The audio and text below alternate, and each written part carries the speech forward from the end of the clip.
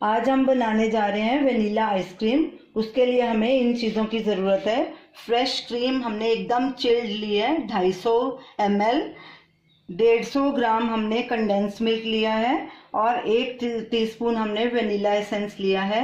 इसे आप ice cream base की तरह भी यूज़ कर सकते हैं। आपको जिस भी फ्रूट फ्लेवर की आइसक्रीम बनानी हो उसकी प्यूरी करके आप इसमें मिक्स कर सकते हैं। तो चलिए आइसक्रीम बनाना शुरू करते हैं। सबसे पहले हम मलाई को हैंड मिक्सर से अच्छे से बीट करेंगे। मलाई को हमने आइस पे रखा है क्योंकि गर्मी का मौसम है, तो इसको हम हैंड मिक्सर से बीट करेंगे। मलाई को ज़्यादा बीट नहीं करना, तो खाली थिक होने तक बीट करना है, क्योंकि फिर हमने इसमें कंडेंस मिल्क डाल के भी इसको बीट करना है। मलाई हमारी थिक हो चुकी है। अब हम इसमें कंडेंस्ड मिल्क मिलाएंगे।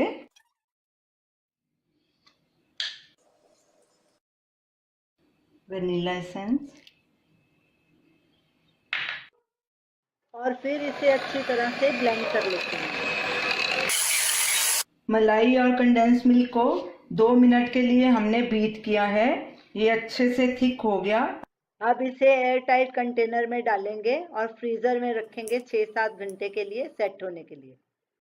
आइसक्रीम को रखे फ्रिज में 6-7 घंटे हो गए हैं। अब इसको स्कूप करेंगे और सर्व करेंगे।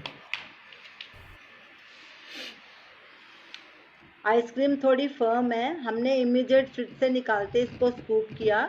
अगर आप इसको 2-3 मिनट बाद स्कूप करेंगे तो ये आसानी से स्कूप हो जाएगी। इसमें बिल्कुल बर्फ़ नहीं है, आइसक्रीम सॉफ्ट एंड क्रीमी है। तो ये रही हमारी आज की रेसिपी वेनिला आइसक्रीम। इसे आप ज़रूर ट्राई कीजिए और हमें अपना फीडबैक दीजिए।